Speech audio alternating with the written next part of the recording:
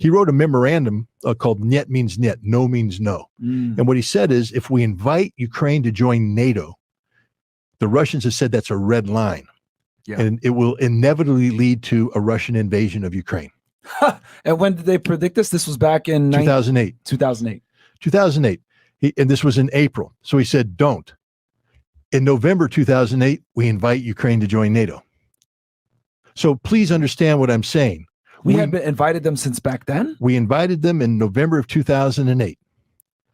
And I thought they had been trying to join all this time and they couldn't get in because the country wasn't up to par in certain standards. The invitation doesn't mean to join immediately. It means we begin the process. We begin the map of, the roadmap of, and all the things that happen. But basically it says, we want you to become a member.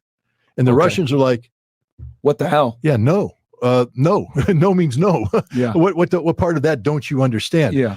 And then in 2014, we carry out a coup in Kiev to kick out the pro-Russian president, Viktor Yanukovych, who was constitutionally elected, and we replace him with these Ukrainian nationalists who are from a party called Svoboda Party, the right sector. Now, let me explain what that is. They're a minority politically in Ukraine. Their roots, they worship a guy named Stepan Bandera.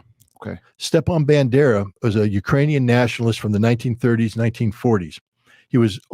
He collaborated with Adolf Hitler. Bandera's forces, when they went into, when Germany invaded Poland and then invaded Russia, went in and they murdered 30 to 40,000 Jews. They killed 110,000 Poles. They slaughtered 220,000 Russians because they view all of them as subhuman. These are Ukrainian nationalists. These are Ukrainian nationalists, and Stepan Bandera is their leader. Okay. He's collaborating with the Germans. Now, as the Russians... Was Ukraine not its own... Well, I guess it was a part of the Soviet Union, but it was still its own nation, so to speak. They looked at themselves as, we're not Russian, we're Ukrainian. If you go back, and I mean, this is where it gets controversial about, when did Ukraine happen? The Russian perspective is that Ukraine was an artificial state created by the Soviets, created by Lenin. And they created this artificial state. The Ukrainians are going to say, no, our heritage goes back further than that, et cetera. But here's the thing. The Ukrainian nationalists of Stepan Bandera are people from what we call today Western Ukraine. Western Ukraine at one time was part of Poland. Okay. So when Stepan Bandera began his Ukrainian nationalism, it was because the part of the Western Ukraine that we call Western Ukraine today, I think it's Volhynia or something like that, was part of Poland. Gotcha. But he still killed his own people, essentially. No, because the Ukrainians are different than the Poles. Okay. He viewed the Poles as subhuman. Okay, as enemies. Okay. Not just enemies. I use subhuman for a reason. Yeah. Because these are the ultimate white supremacists are the Ukrainians. These are the original master race. Gotcha. They hate the Jews. Yeah. They hate the Poles. They hate the Russians. So when Germany comes in, they ally themselves with the Germans, and they're fighting. Now the Soviets are starting to counterattack. So as they push their way through what is called Ukraine, these Banderist groups stay behind as sort of insurgents, and they're controlled by the Germans. So as the Germans retreat, they have these stay behind guys. They're collecting intelligence. They're blowing up bridges.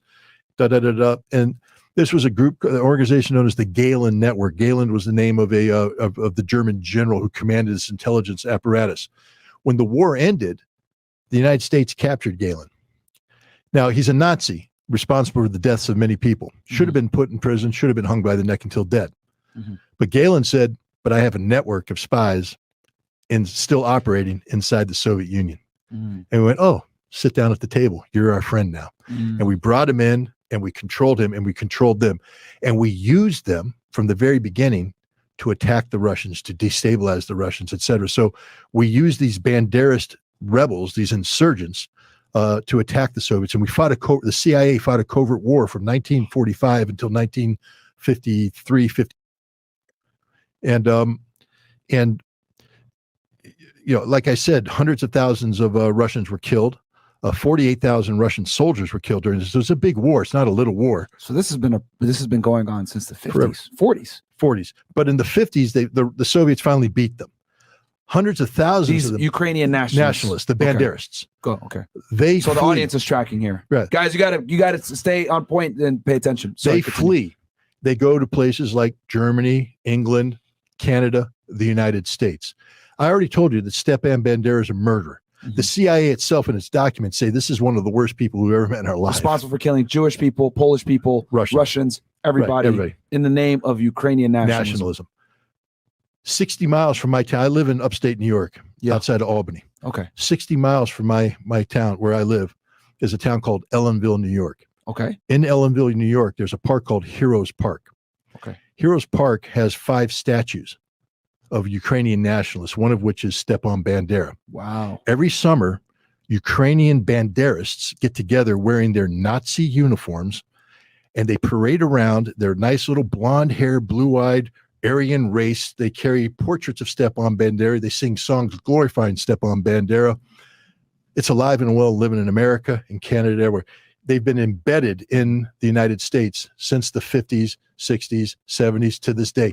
The CIA continued to fund this operation from 1954 until 1990.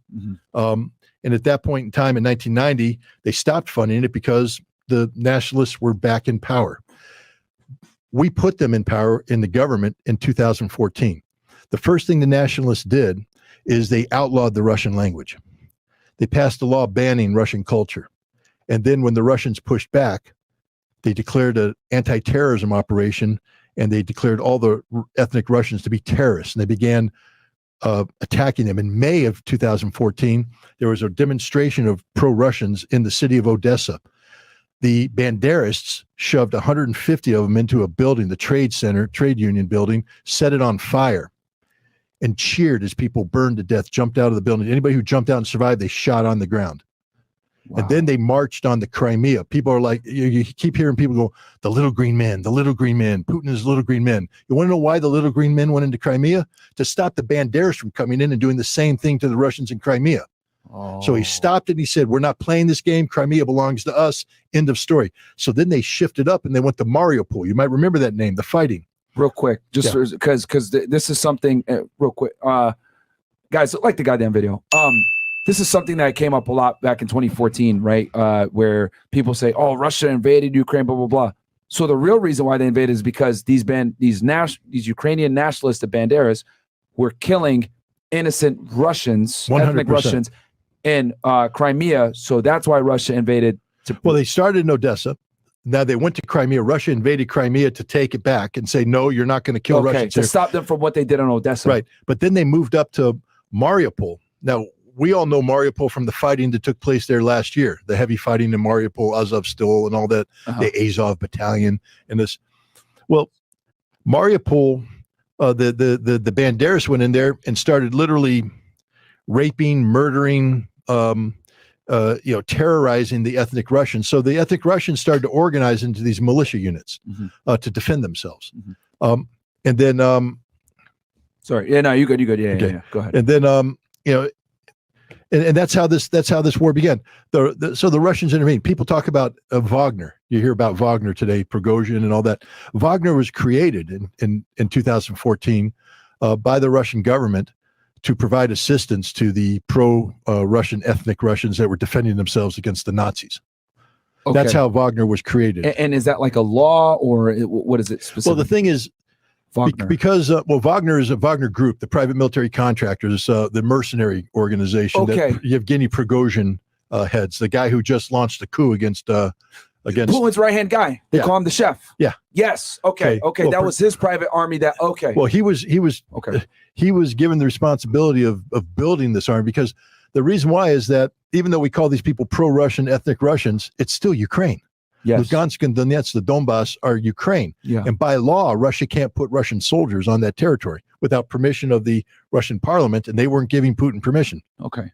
So the only way that Putin could give military assistance was for Wagner to create a mercenary army.